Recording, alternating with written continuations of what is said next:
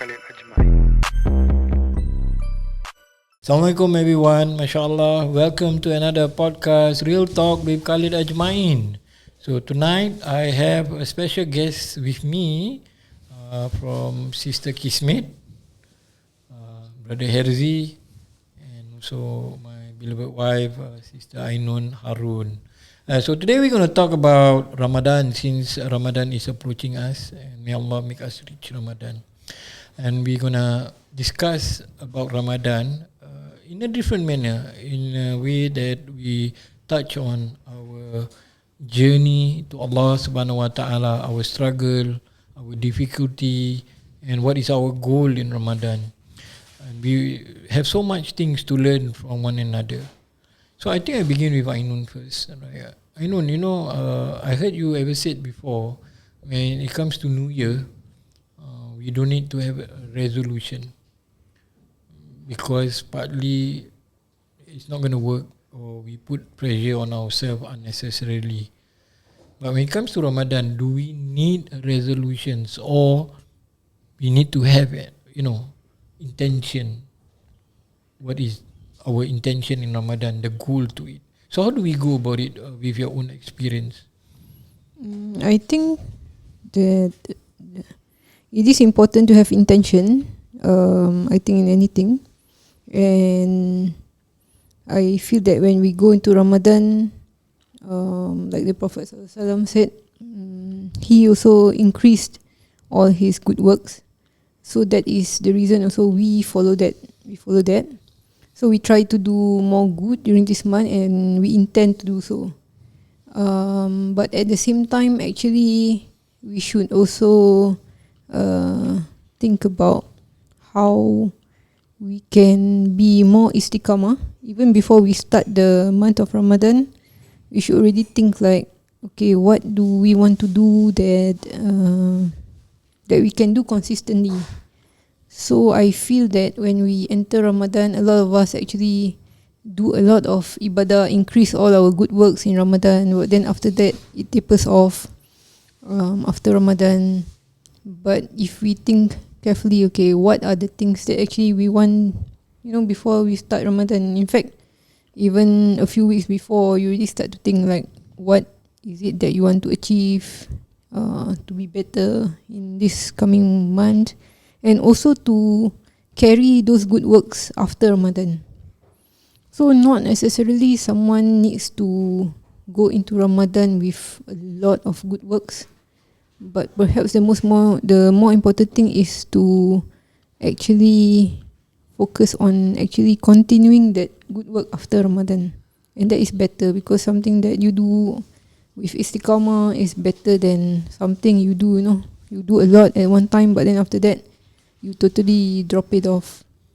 So I feel that as you go into Ramadan, it is good to have the intention to do more good. Just that, you cannot be Idealistic lah in what you want to do. So Ainun mentioned about istiqamah. I like to go to Kismet in the house. So Kismet, istiqamah, and from your journey in realizing Allah's mercy throughout the Ramadan that you're experiencing from past few years, right? How do you see yourself in istiqamah, and how different it is that you think that Ramadan should be for you? Because everybody can ada their own ambition. Like, I want to khatam Quran this year Ramadan. I want to Tarawih every night in Ramadan. Tarawih every night in Ramadan in the mosque. I want to Qiyam Mulai the last 10 days, not having like a drift away from it. So for yourself, what's the biggest take from you? I guess for me in the last few years, since because I went for a stomach operation in 2018, so I think from then on, actually before 2018, 2017, 2018, and since then, right, I've been I can't really fast, so that itself really is like a really blow to me lah, and I was very sad lah that like I will fast a few days, then after that I fall sick. I'll fast a few days and I fall sick until I give up. Like okay lah, I cannot fast. And it has been for a few years lah until like my stomach issues got rectified, and also like in the recent years, it's like dealing with mental health. There are just days where I really just cannot take it, and I can't fast. So I do reach out to Khalid yourself and Ainun for advice on this, and I learned a lot through this being the mercy of Allah also, because it doesn't make me hang on to, it doesn't mean that when I cannot fulfill this, that everything is nullified. There's who, like you always say, who are you hanging on to? Are you hanging on to your ibadah, or are you hanging on to Allah? So I guess this is Allah showing me that, hey, this happened, you're weak, come to me, that kind of thing. And but like recently when I'm getting better and stuff, right, like, so that's where I strive to, okay, come on man, let's strive to istiqamah, and hopefully we will be, I will be able to carry on and fulfill this. Yeah. So I also had that kind of experience in 2017. It was 2016, when I had a near-death experience in Ramadan, and I couldn't fast for 1 month. That year itself, and also the following years, I have issues with fasting. But I remember Syekh Abdul Aziz said that if you can't fast, know that Ramadan is a lot more to unpack lah. Like you begin to realize that it's all about your relationship with Allah Subhanahu Wa Taala, which reminded me of what the Prophet ﷺ said lah. There are people who fast but they gain nothing except hunger and thirst. Right. So I still want to stick to Kismet lah, right? So if someone, let's say, struggling with your sickness or mental health in Ramadan, what would your advice be for that person?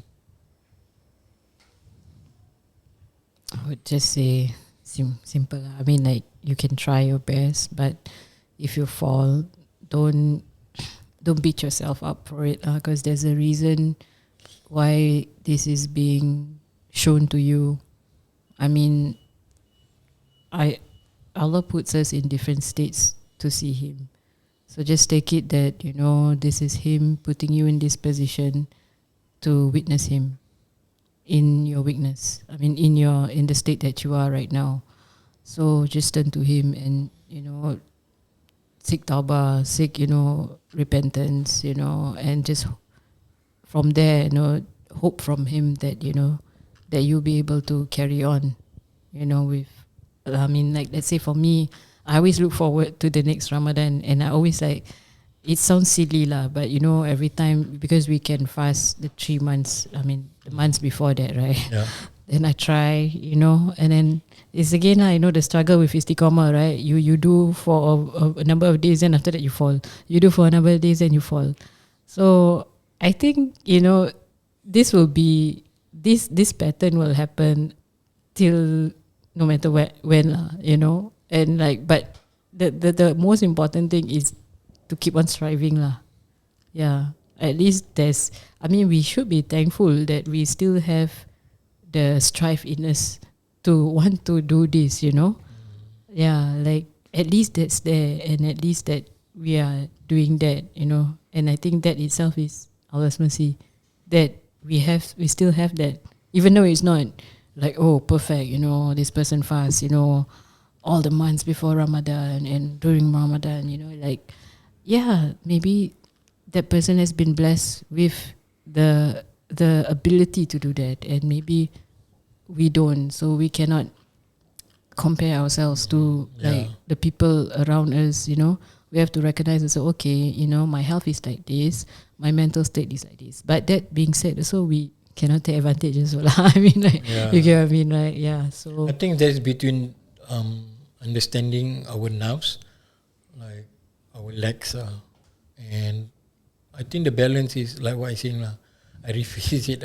It's like trying to understand whether we are laxing or we are trying our best to improve ourselves. So that's the biggest struggle in Ramadan actually, and people don't understand that's the beauty of it. Because at the end of it, it's like you are trying to see whether you are sincere to Allah, rather than to see the ibadah is how good you are. Yeah. How about you, Herzy? Because we've been listening to Kismet and her struggle, her situation. How about you? Because I think it's always interesting, right, to hear everyone's journey in Ramadan. Because no one has a perfect Ramadan, like how we wish it would be. No matter how much knowledge we had learned, no matter how much ibadah we had able to be doing every year, and also hoping to do it in this year, inshallah, but still there is something that we are not sure of, like what Kismet is saying. But how about you then? How do you deal with Ramadan and your expectation of it? Yeah. Honestly, for me, it's again just one thing to echo back on what Kismet said. I think everybody has their own journey, and I think we need to take that into accountability that this is our journey. It's also the same for me as well. I mean, for her, I know she had to struggle with her own sickness, but I guess for me, it's that it's more about the mental state. I know that I get distracted a lot, and especially it was even more so pronounced during Ramadan. So, but then, I again, with your guidance, I think one thing that kept me going was to view it in a gradual and incremental way, rather than trying to achieve something overnight. You can't, because everybody has a different wavelength. We resonate it differently. So I think you need to always be honest with yourself. That's part of your ibadah as well, I feel, to know your weakness and to know your strength, and whatever it is, whether weakness or strength, it comes back to Allah. So do you ever feel like give up, or you feel like you are not good enough in Ramadan? Like, okay, shucks, I don't think I can do it. Yeah, I it's always been in my head, and I've always been trying to wrap myself around building, like a bridge between like trying to accept the fact that this is something you will go through in Ramadan, and I think one of the things I find is that you what helps is that it gives me a sense of a better understanding with the companions that I'm with, because I think that's also important.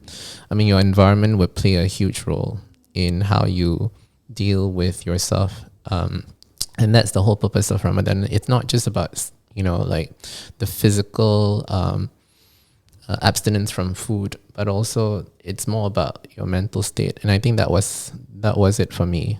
The trial was really about my mental state. Yeah. Interesting. And what would your advice be for someone who has these mental state issues in Ramadan? I think it's important to acknowledge that you will have time that you'll feel like you're at your lowest, but that doesn't mean that you're not good enough for Ramadan. It only shows that you need to realize that in order for you to thread your path back to Allah. Because again, I mean, so far for the classes that I've attended through you, especially when you look at society, anything that brings you down or puts you in a very compromising state, it feels like, oh, we're not good enough for Allah, we're not good enough in Allah's eyes. But it works differently in the spiritual lens, it also shows us that we need Him more than ever. So that is also a sign of mercy, and I feel that I've learned to accept the fact that this is part of the journey to fall and then to slowly make your way back gradually. It's always important to see yourself, making small step, because the journey, it's all about the bigger picture. So you need to view things incrementally, be gradual at what you do, and always remind yourself, it's always going to be an up and down journey. Yeah, so I think that's where I really find myself, starting to get back on track. I think many people don't realize that. Excuse me. Many people don't realize that the ups and downs is part of our journey to Allah, because that's where we begin to learn and understand how we need Allah, like what you mentioned. But I think the bigger test in Ramadan, usually in this age, is expectation. Yeah. Expectation of the self, expectations of the family, friends, social media. So during my coaching on Ramadan, unpacking yourself in Ramadan, I mentioned there are 5 elements of anxiety that people had in Ramadan. Number 1 is the expectations of the family. That means your family hoping that you will deliver something magnificent, I would say. If there's a word to it, to describe magnificent, like great, it must be something great. And then your friend, your circles, and that's where we always talk about it. Companionship matters because it affects how you do things and whether they are able to cope with you, understand your struggle, and be supportive for your mental state, emotional, besides physical and spiritual, right?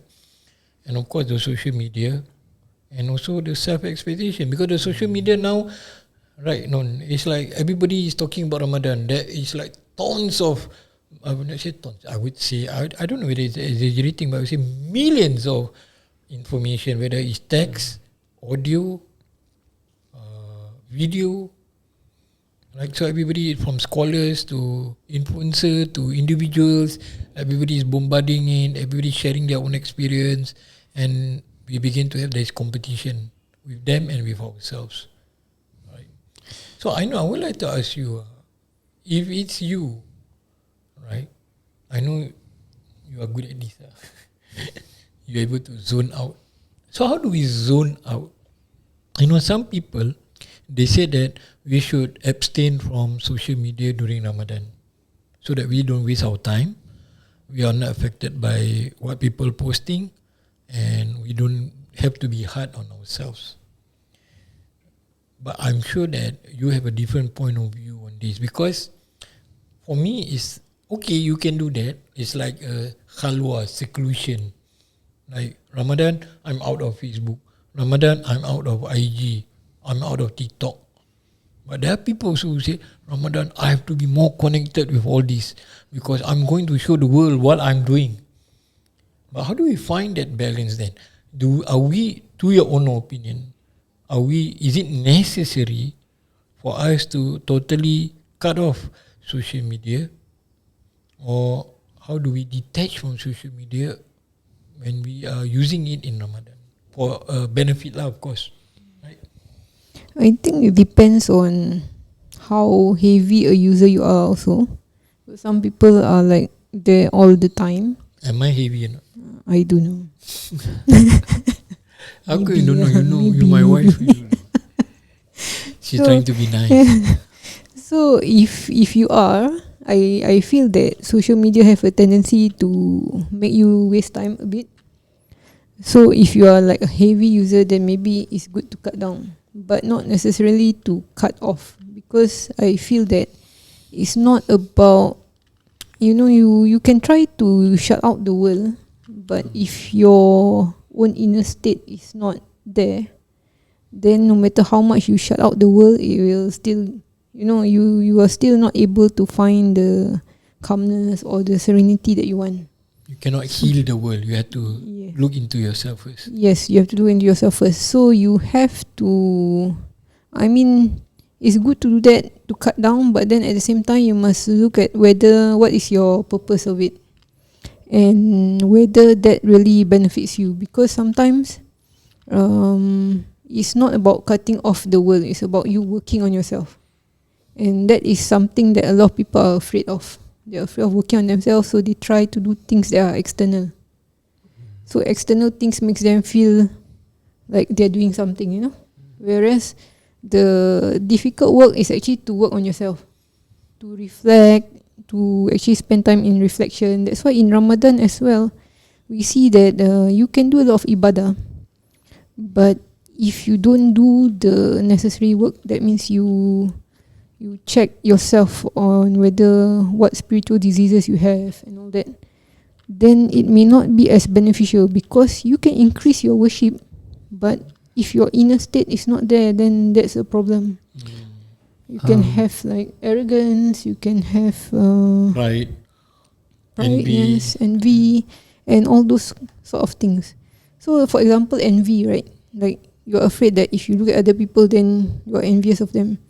But the way to work around it isn't to shut yourself out from the world, but the way to work on it is actually a lot of things. To confront it. To confront But it. how do you confront it? I mean, there's, you know, the spiritual way, you have a lot of things that you have to do.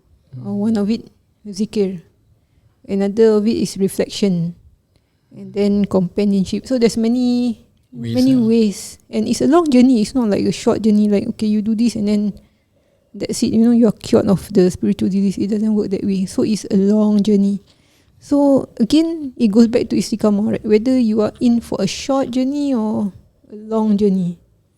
So when it comes to spiritual diseases, it's actually a long journey, and it's not just going to like, okay, after Ramadan I'm suddenly better. Or so I feel that, back to the question about social media, I feel that we need to also understand, like in social media, you tend to compare yourself with other people, and I feel that is also a negative thing, because we tend to think like what others are portraying are actually the main highlight of their life, but then what people post are all the positive stuff about their life, you know. They don't post about the negative stuff. So what you see isn't the actual picture, and people tend to forget that. So they look at a person, okay, maybe this person go tarawih every night, right? Then maybe you are working and you don't have the time. You don't go tarawih at the mosque, and sometimes you are too tired and then you miss tarawih. So what happens? So you cannot compare.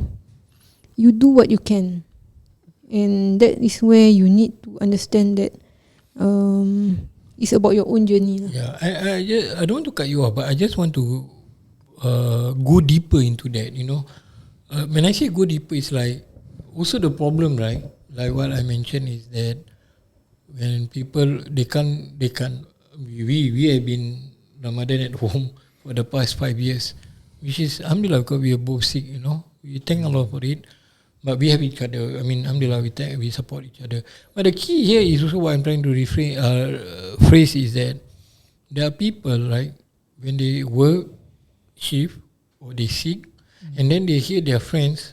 That's why friends also the expectation. Like I said, right, the anxiety, right? It's like you said, hey, but you have not done enough. You should have, you should have persevered. You should have pushed yourself. So I think sometimes individually people struggle to find that balance. Do you agree? And how can they go about it in your own experience to detach? Like, it's okay lah, Khalid, you're sick. Oh, it's okay lah, you work. So you said, hey, you're going to miss, what if this year is your last Ramadan? I think that creates a lot of pressure lah. That's what I said. It's anxiety, right? Precisely.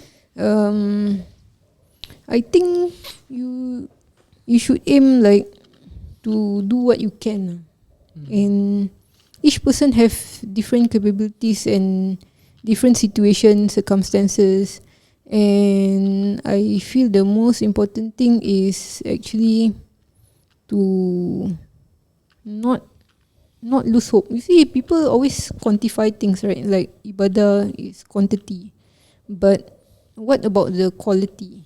What about like things like, okay, this Ramadan, have I become a better person? Have I become more sincere? Have I become someone who is more hopeful of Allah?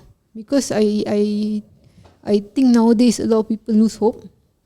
So to have hope in Allah itself is It's a big blessing. yes, it's a big blessing that people don't usually think about.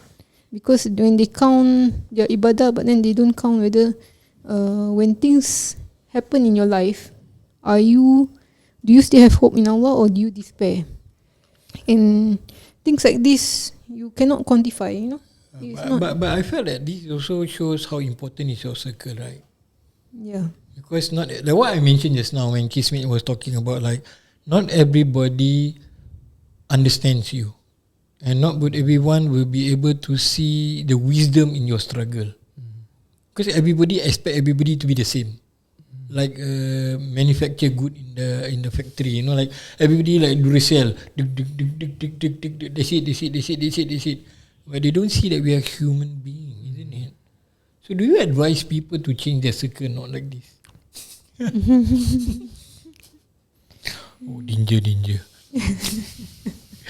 But you're the right person to ask, isn't it? Maybe should ask Kismet.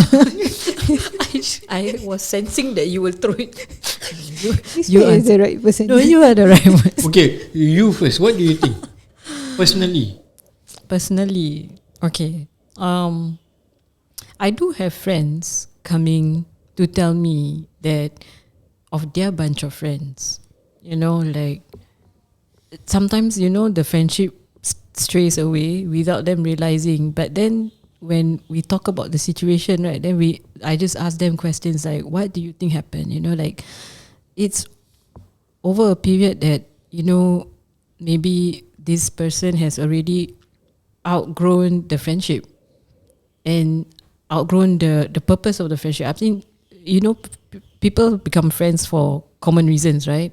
Like I say, from your school or whatever, right? And there was a common purpose in that friendship, you know.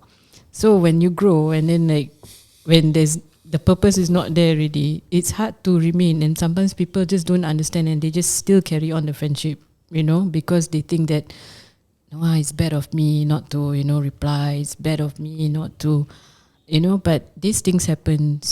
I mean, it does happen. So to you yourself, will you change if you cannot live up to the expectations or they don't understand you? Will you change your friends? So yeah, I will tell them, you know, like you can walk out if you want to, because, you know, this is a natural progression of your own purpose, you know, and that's what I do also. If this doesn't fit my purpose, if this friendship or this circle doesn't fit the purpose, my purpose, and I won't notice it at the start of it. I would drag myself also. I like then I think, hey, why is this feeling on me? I like when I'm with around them, no, like I feel so stressed. I feel like I have to perform more or when, you know, do something, you know. But after a while, then I realize, hey, this is not working out for me. You know, this is not what I see. You know, this is not my purpose. So yeah, then I will slowly start to realize, okay, this is not for me, and I will remove myself. Yeah, but I know regards to what Kismet said, Ran. So I think this has always been the issue for many of us, even for me also. And this is not to disregard friend, but also to realize that we need a circle support group lah, right? What we call it, support group that understand. Because there are sometimes also people underestimate. Like what she said, she use it a nice way lah. Outgrown, overgrown, or whatever. Outgrown. Right? Like for me, it's more like maybe they don't see it the same way as us, if you can technically say outgrown. But then again, it's also expectation kan. Then it's the same like, oh, you have to work, you know. Then you have to work. It's Ramadan, you know. Then you feel like you are not doing anything good, you know. You get what I mean? Some people are like that, like, you have to, you work shift. Kesiannya. Then you know it's going to be Lailatul Qadar. Oh, it's going to be Nuzul Quran. Oh, it's going to be this. Then but then at the same time, you have to think like, if I don't work, who's going to give me? You know. I have to take care of my family. I have to take care of myself. So I think the struggle in Singapore is this, where you don't have friends who said, okay, your work is okay, I pray for you, may Allah ease you. Maybe in the years to come, Allah will give you a leeway. Now He's testing you to see whether your heart is with Him, even though you have to work. You know, that kind of thing. So you yourself, how you visualize it, or you define it? I think you have to look at it as Allah put you where you are meant to be. So if you are busy with work at the moment, then that is where Allah puts you, and you can only do the best within your circumstances. And even actually, as I said, like quantity, people always go for quantity, but you can do like only 2 rakaat of prayer is good enough if you are so busy, right? 2 rakaat will take you just a short while.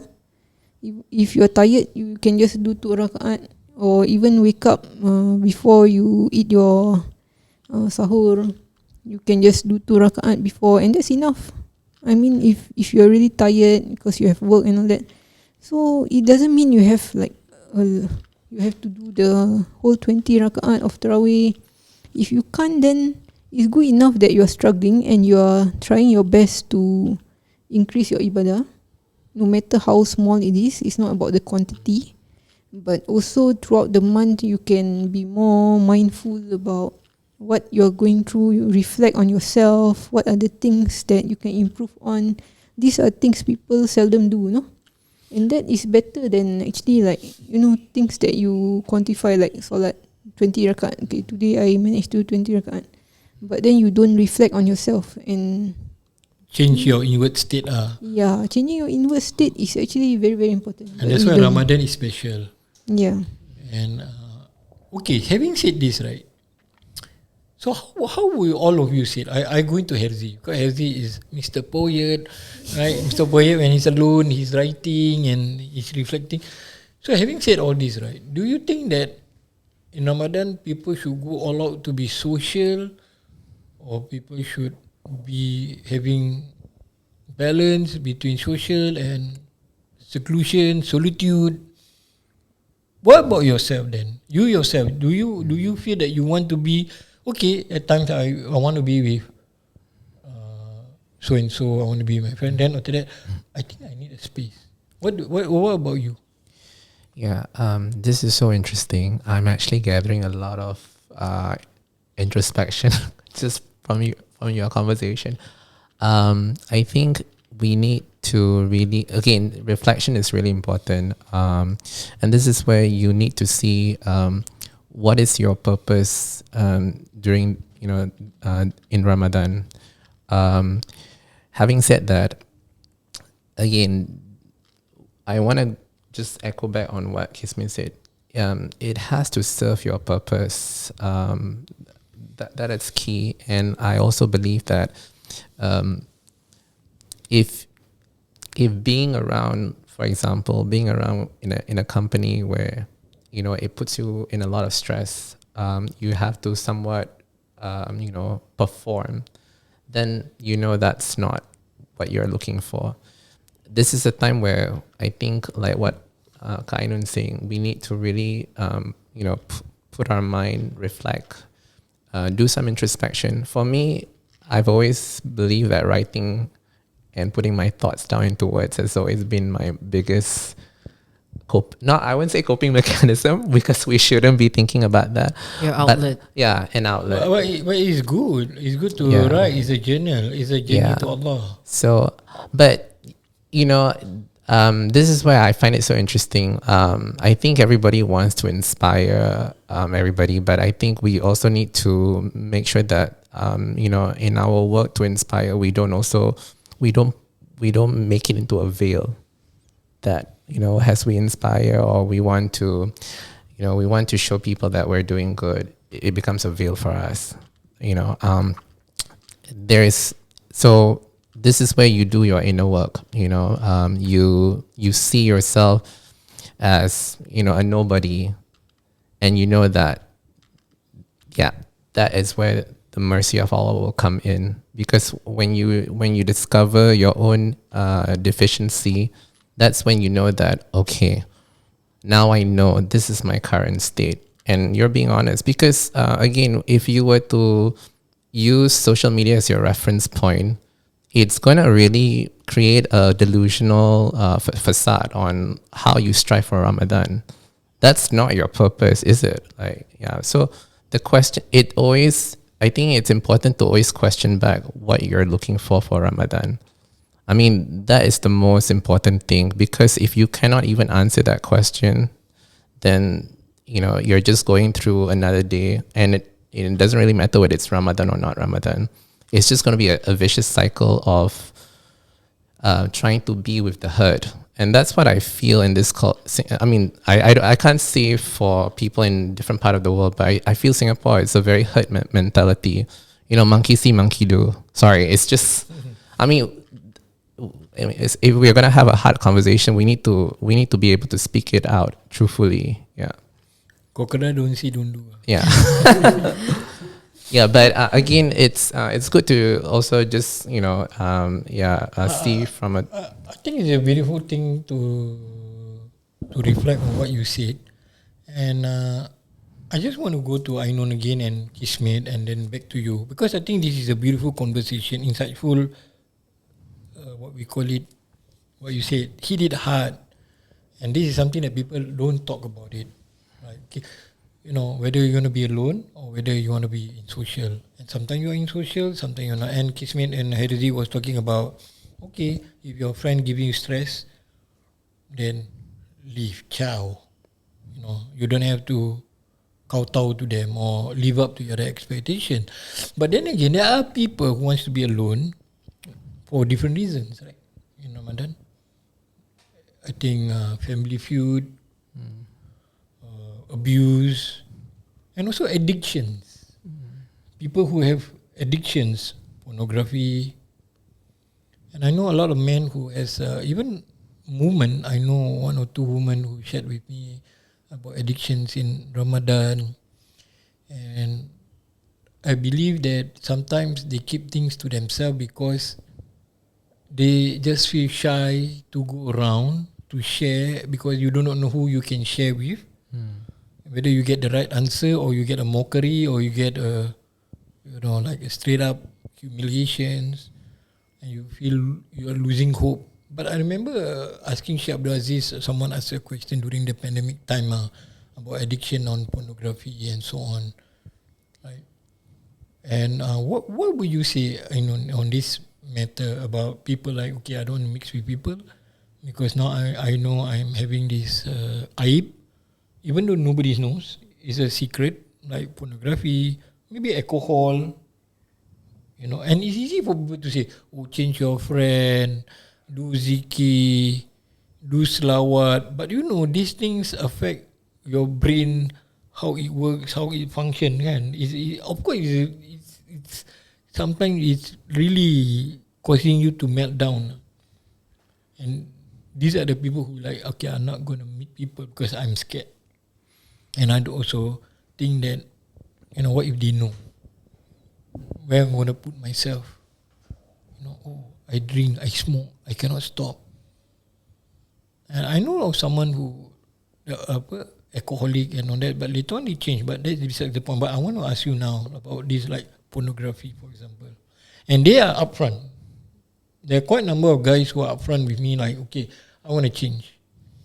I can't deal with it anymore in this Ramadan.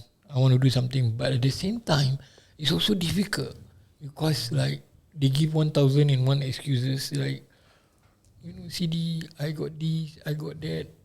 So what is your advice, or what is your insightful views on it? I think people who are dealing with, like I say, addiction or even pornography, there's always a deeper reason why they get into it, and that is what you need to get into. And I mean, usually it takes some form of therapy to get through it. But I know a lot of people do not want to go for therapy. So we need to actually think about what is it that causes you to be in that addiction or watching pornography, and to tackle it at its roots. And the fact that they are even like being ashamed of it is actually a good sign, because a lot of people go through life like they're not ashamed of what they do, and they think like there's nothing wrong with it. It's something normal. So I think even the fact that they are ashamed of it and they actually want to become better is a good sign, and it's a good step, and they should follow on that. And if they're brave enough to actually look into how they can get over it through professional help, or some form of Supporting circle also support circle or things like that, so that they can actually get out of it eventually. I'm not saying that it's going to be an easy route and it's going to be a long journey and all that. So, but there's a beauty in it, right? If you're willing to deal with it, you will find something beautiful through it. Yes. Even if it's in Ramadan and if you think that you are lesser. Yes. And that is the thing. Some people are willing to deal with it, but others are not. So the difference between those who get better and those who don't is just that, no? Whether you're willing to deal with it. And a lot of people run away from dealing with it. So when they push that back, then the longer it goes on, the harder it is to get better, to change. So it is important to actually be brave enough to face it. I think courage is the key word here. Yeah. Yes. And also consistency and courage, the two C lah, I would say. But it's not easy. What would you think, Kismet, if people want to be in a state of change? And you talk about courage, and it's not a small thing, it's a big thing, like Ainun was saying, like it's a huge step, but there is a beauty in it, isn't it? Because towards the end of that struggle, there is Allah. And if you look at it in Ramadan, and if you struggle with that, it's like an opening from Allah. But it's just that you don't see, because you still see your nafs, and your nafs is telling you that you're not good enough. But for you, like, how this coping mechanism for courage can one try to take steps, a small little steps in your own life experience? I think first of all is environment.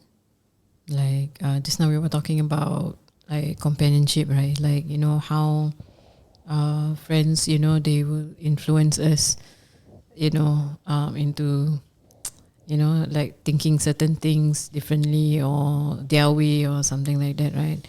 So like friendship, one thing, and the environment, home environment. Like I think if you want to make a positive change in your life, I think you have to be away from everything that controls Your you. nerves.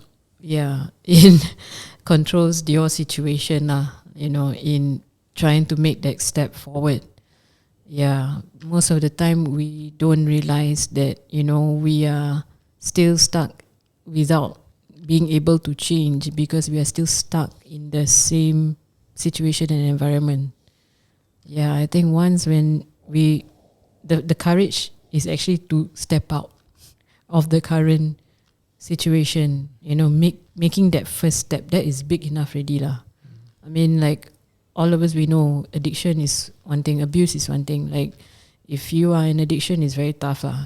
For you to even tell yourself like, hey, come on man, I gotta get out of this. You will keep trying, then you fail. You keep trying, then you fail. But eventually, inshallah, you will still get there. But you just have to keep trying. And abuse also. Abuse, if you're in an environment with, that's very abusive, it's difficult to get out of it, because you were probably born into it, and you would think that this is how it is, So because you have never seen a life other than that. But once you make the courage to, like, okay, in cases sadly, most of it, they would have already been like at their wits' end already, where they know that they're breaking, where they're suicidal, or where they are like, okay, I cannot do this already. Only at that stage then they will make the change. to step out of that environment. And So you are saying that, in other words, you are saying that start early. that's the thing. I mean, the courage is probably there already, but it isn't, how to say, is not initiated because of the circumstances. Like, I don't think I can remove myself from this situation because of maybe, where do I go? Where do I seek help? I don't have the money. All these kind Or of you want to things. be in control lah, like what you Yeah, always you said. still want to be in control of the situation. But once, I think, if you remove, you have the courage, and then you step out of it, or probably you just burn out from your addictions, burn out from your abuse or whatever, and you step out of wherever you are. And then I guess the only other thing that you can hang on to is Allah, because ask of Him to pave the way for you when you make this big change. Istihara, hajat, do everything you can to hang on to Allah. Then He will pave the way for you once you have made this big step. Yeah. So Herzy, what is your goal then in this year Ramadan? Actually, nothing huge, to be honest. If anything, I would reflect back on, in terms of the quality of how I conduct myself. Nothing fancy, to be honest. I think it's just, going back to the principle of being disciplined, taking one step at a time, reassessing my circle of friends. These are values that would stay true to my purpose. It will contribute in staying true to your purpose, because these are very big paradigm. Like you're making a big shift and realigning yourself back to your purpose. So I wouldn't. There's nothing fancy about it. Maybe I might just avoid the Geylang Bazaar. Yeah. So I Are mean, you sure? Or you can still have the nasi ambeng, nasi yeah. kerabu. Well, depending on the companions. All right. Bring these companions down to the bazaar. Yeah, y'all are obviously invited. But it's. I think we shouldn't be like what you say. I think this is so succinctly conveyed by you. We shouldn't be treating moments like as if it's like it's something to like a celebrity. Like your whole Ramadan should be like, oh, it's all about the glitz. It can be just the very simple thing that you probably forget to come back to. Yeah, and I think for me it's just mostly just staying true to that purpose by changing certain things that are fundamental to me. That's beautiful coming from you, and knowing that every year we have Ramadan with you. I learned so much from you and through your struggle. Coming back to Ainun, right? Having said all this, right? Different people, different circumstances, different problems, different addictions. Again, it goes boil down to like, how do we manage our expectation in Ramadan? People looking for the high feeling. But I know one Sufi, they said, in Ramadan, are you worshipping your feeling or you worshipping Allah? That's like, ouch. But not everybody think about that. Like Syekh Ibrahim said, like, it's an ugly for murid to look for ma'rifah, for example, or to look for high ecstasy.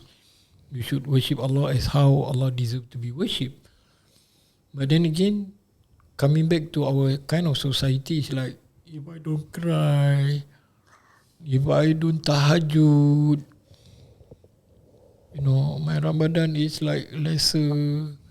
So in your own perspective, right, you yourself, you seek for many years, and I can see that, I live with her, so I know. Like, she didn't even go to the mosque for quite a number of years already for Ramadan because of her sickness. And sometimes she don't pray because, not that she don't pray, she like, if she has kidney issue, tired, she don't pray for the Tarawih, for example. She will do the obligatory, of course, right? But then in your own experience, right?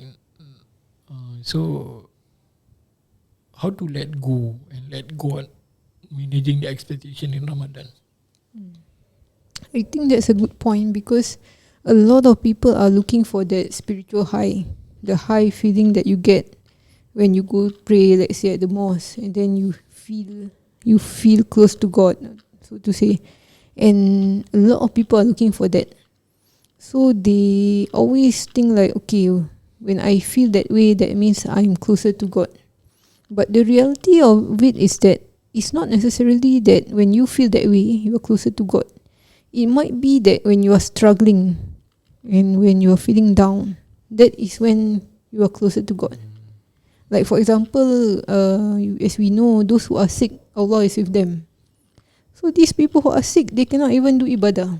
Yeah, it's true. But then God is closer to them. Why is that so? So we must rethink about it. This spiritual high can be quite a deception, I would say. Yeah. Because you feel like, it can be part of the nafs, because you feel like, you are closer. This is the best Ramadan. This is the best. But then in actuality, because you don't look at your inner state, then it may not be that you are closer to God at that moment. It might be that when you are at work, you're busy and you're feeling sad about not being able to do more ibadah. That might be the moment where you are actually closer to God, because you are struggling, but then in your struggle you see Allah. So this is an important point, because I feel like we always chase that spiritual high, and we always feel like, okay, I was better. Last year was better because I get to go to the mosque and I get to pray, I get to do my tahajud, but this year I cannot. I keep missing tahajud, and then 3 years ago was better because I was in Mecca or was in Medina. even the place, as Shimahi said, God is not closer to you in Senegal than in Singapore. That is to say that God is everywhere. So you do not need to be in a particular place for you to be close to God. But a lot of people feel that way because of the environment and the feeling. But feeling can be the deception. I think the crucial part that you said about that, God is closer to us than our juggler win lah. I would say kan. And before I come into it, I just wanted to touch on Ainun was talking about those who are sick, God is with them. That is also in the Hadith Qudsi. And when Allah Subhanahu Wa Taala said that if you want to meet me, visit those who are sick. And that's why in the Islamic tradition everywhere, whether it's in Senegal, Turkey, Morocco, or Mecca or Medina, even in Malaysia, when people are sick, it's the custom to visit. Like Syekh Mahi, he will visit Syekh Tijani every week or every now and then. But I think unfortunately in Singapore, because of our working culture, busy schedule, it become more like individualism. You don't see the beauty of it. Oh, I don't have time. Oh, I can't. Even our family member who are really in the need also be like, oh, it's okay. I got no time. That kind of thing. Yeah. So coming back to that, right? I think there is another key thing that people are looking at, whether I do enough or not enough, because they cannot find the balance between the nouns and not putting in an effort. Do you think so? So there are some people who have that idea, I'm not putting enough, am I doing enough? Isn't it? Yeah. I think there's two things. There's two types of am I good enough or not. So am I good enough? But when you ask this question, am I good enough? And then you think about, how I can become a better person. That's the positive one. It's like the Sahaba, they always want to chase for more good deeds. So that's positive, because they're not looking at themselves. So when they say, like, when they're chasing after good deeds, they're not looking at themselves, Whereas there's another form of am I good enough, which is more inclined towards despair, which is like, am I good enough? Maybe I'm not good enough. Then after that, self-pity, And that is a dangerous kind of, thing, because one is it pushes you towards good. The other one is it pushes you towards despair. And despair is something we should avoid and It's like you don't have good opinion of Allah. yeah, and not only that, but I mean, it pushes you towards like hopelessness and totally maybe loss of faith even. So you need to be careful of that, because if you are asking that question and it leads you towards despair, then you shouldn't be asking yourself that question. Then you should actually think about the positive things, like, okay, Allah is merciful, it's okay, and even if I'm in this state, it's alright because Allah is merciful. And that is better for that person than to think about, am I good enough, and then lead to despair, you see. So I would say a lot of people actually tend to, when they think about it, it tends to lead them to despair, and therefore they shouldn't be asking that question, I felt. Yeah. Then they should be thinking more of how Allah is merciful. And as we know, Allah's attribute, the all merciful, is one of the ones that are mentioned many times in the Quran, in every surah. Ar-Rahman. So that is what people should try to remember, especially in this age, because I feel like a lot of people tend to despair. So they should always think about Ar-Rahman, and that the fact that he is always merciful, and he is always he always has knowledge of what a person struggle with. Yeah, and that's what we learn also in Illumination of the Soul, right? Allah knows what's happening to you and what will happen to you. You forgot that Allah knows, and He is your Lord. Right, and also it's interesting because now when Ainun was talking about that, right, he came to me, when in Ramadan, you always sing the Qasidah, Ya Tawab Tubalaina. I remember always singing with her, two of us at home, Ya Tawab. But I think that itself is a clear indication from the awliya where they compose that Qasidah to remind us the mercy of Allah. Because the month of Ramadan is the month of rahmah, mercy. The hell door is closed, the heaven door is wide open. So when you read that kind of qasidah, or you read that doa, Allahumma innaka afu tuhibbul afwa fa'fu anna, isn't that Allah is alone is enough for you?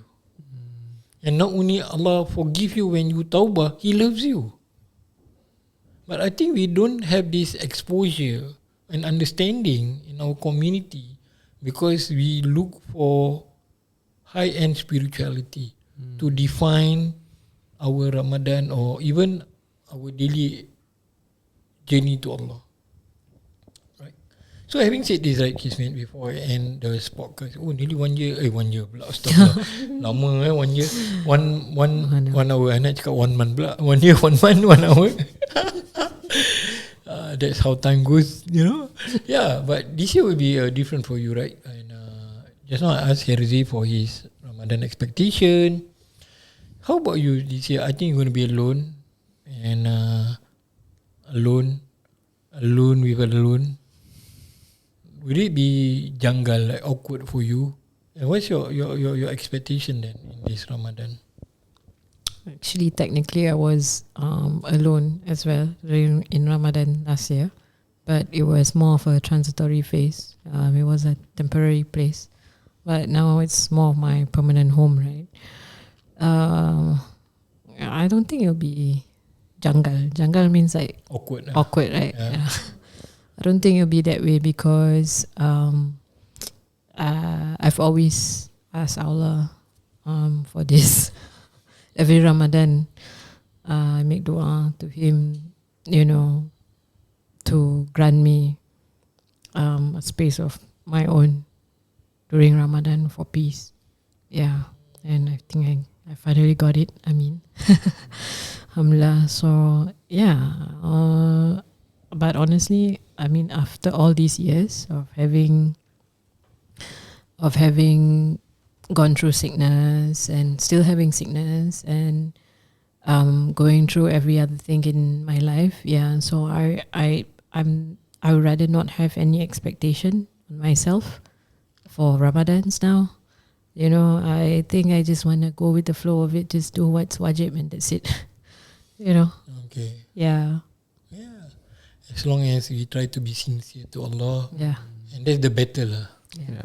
The battle with the self is, am I sincere to Allah? Yeah, I think that's So before we call it off lah, I mean we end this podcast, right? What is your advice for all those people who are alone, struggling? Maybe they are like what you are going through, or maybe other things. We talk about broaden issues today, right? Different difficulties people go through.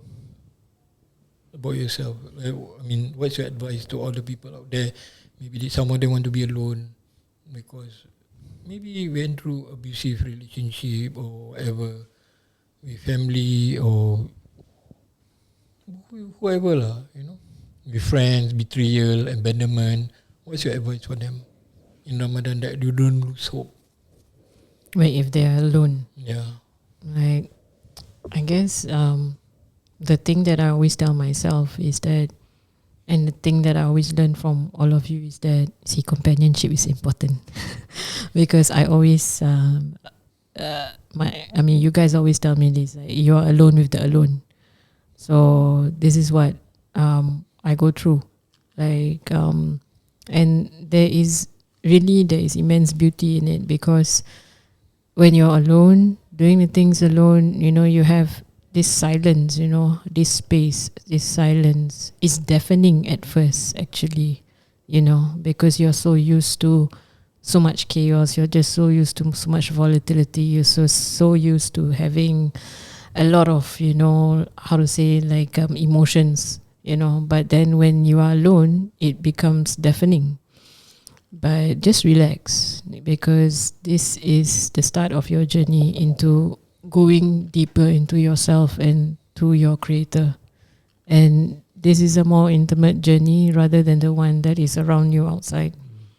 And I guess, for me, I seek solace in this. And alhamdulillah now, because when I just started living alone, it was really wow, like it was really difficult to realize that there's no physical sound, there's nothing going on except for me now. And like, I think by this year, I think it's been 2 years already, so like I'm kind of used to it and I'm kind of liking it. So look forward to that. Look forward to the silence within yourself, because that is actually what we seek, to listen to everything that our Creator wants of us. Inshallah, beautiful. How about you, Herzy? What's your advice for people like, you and Kismet was mentioning about change your friends, don't worry what they think about you. And for someone like you share about just do what you think you can do, right? So what's your advice for those people like, don't worry about the guilt trip that people are going to make, or you yourself will inflict upon yourself? Yeah, I think you have to understand that the journey is always going to be one that's fluctuative, but you have to see it as an opening, and this is also part of the journey towards Allah, because and again, this is, you always stress this in your class, that whatever good or bad, it always comes from Allah, and we need to acknowledge that. I think this is very easily forgotten in today's society, where again we're all trying to strive for the spiritual high, the glitz in that spiritual journey of spirituality. Like, if you're not there, that means you're nowhere near the people of Allah. But I think we need to break away from that narrative, because you might not know that might be your veil, in chasing for that spiritual high. Yeah, and don't use that spiritual high as your coping mechanism. Yeah, so you need to learn how to sit in with your deficiency, because like I said, Allah is always with the people who are broken, and I think this is important to everybody to understand that. Yeah, start from there, and then work your way slowly upwards. Yeah, but remember that you're always going to go through ups and downs, and that's part of it. I can't say enough. Like, this is what it is. Yeah. It's beautiful. I mean, it's really insightful and beautiful, because at the end of the day, it's like you're going to be alone. Yep. Yeah. In the end, you are going to be alone. Yeah. Coming to that to you now, last but not the least, and no, the thing is, last again, the alone and not, it was interesting because Kismet was talking about finding the right companionship. And it goes to Herzy. Herzy was saying, yeah, alone, it's okay. So, how do we go about it? What your advice to people? Like say, okay, I cannot find a friend. Now I'm going to be alone. Maybe I'm going through divorce. Maybe I'm going through a abusive in relationship or even marriage in Ramadan. So now I can't focus. I want to leave. So, what is your advice on such a matter to such people? Because nobody's going to have a perfect Ramadan anyway, right? Yeah. I think like Ramadan, like Hari Raya, is a time where a lot of people gather with family, and I think for some people who are alone or they feel alone even though they have family, it's a difficult time for them, and we acknowledge that because it is difficult when you have no one to turn to. But don't take it in a negative way, and take it as a time to turn to Allah. Because I always say this, like, even though you see like people have family or they have friends, but at the same time, actually, all this relationship cannot be something that You hold on to. not only hold on to, but it cannot be compared to your relationship with Allah. Your relationship with Allah is the most important, and that is because Allah is perfect, and all our relationships, all our other relationships are not perfect. No matter how much you see others portray, but it can never be perfect.